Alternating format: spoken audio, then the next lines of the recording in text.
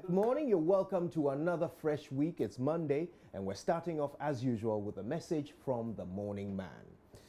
Now, something happened on Friday, something bad.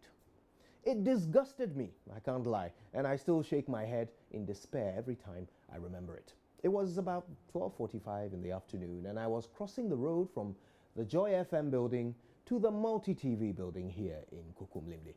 Now, there's a well-marked zebra crossing which bridges the road between the two buildings, and I had made it about halfway across the crossing when I noticed a car approaching from my right. Now, it was still a good 80 meters away, but it showed no sign of slowing down, even though there were no other cars between that car and me.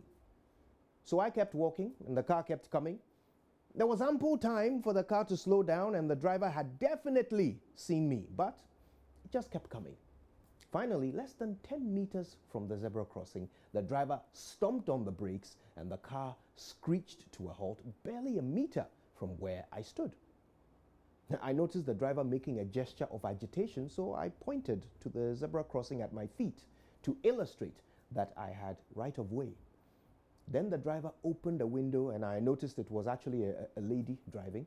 She shouted out to me, "You think this is some foreign country?"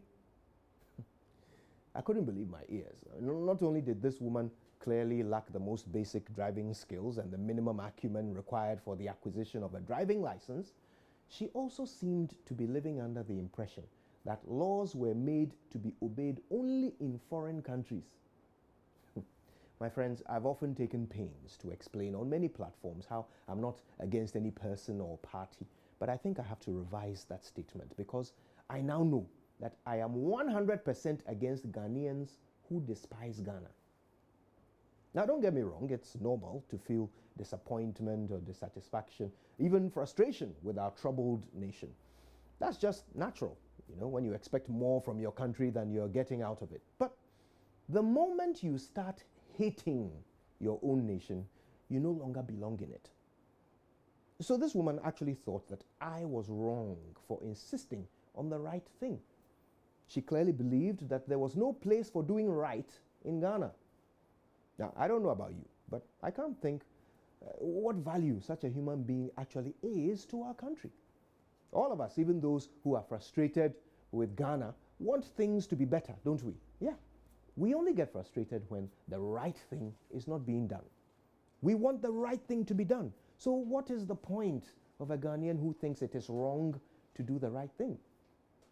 Now, moments after the shock of Friday's incident wore off, I started to realize that there are far more of such Ghanaians than I imagined. You think about it.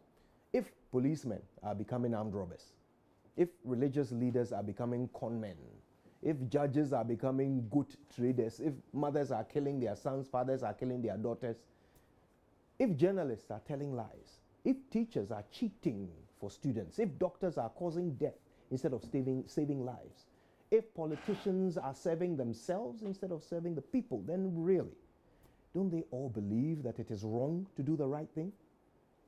Now, how many of us, you and I, also believe that doing right only happens in foreign countries? How many of us hate Ghana?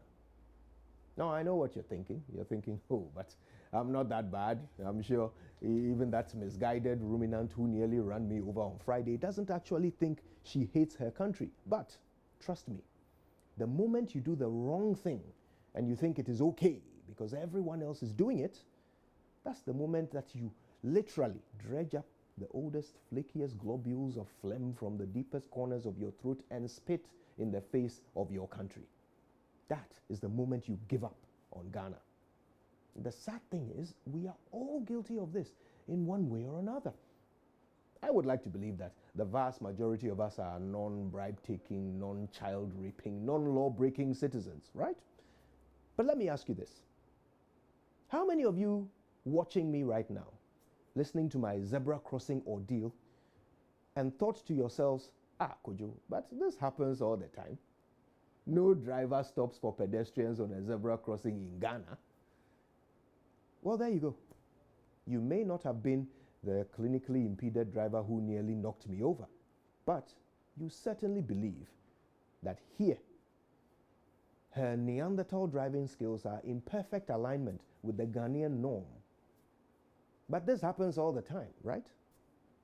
Well, for all of you who don't understand why I get shocked every time a child is defiled, for all of you who don't get the big deal when a policeman takes a bribe, when a patient dies because there's no oxygen, when a priest sleeps with his church member's wife, or a politician becomes a millionaire after 4 years in office, for all of you who think these things are normal, please stop hating your country.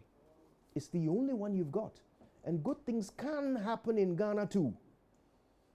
My name is Kojo Yankson. I don't think this is some foreign country. I think this is the greatest country. So only the best is good enough for Ghana. Good morning, Ghana folk.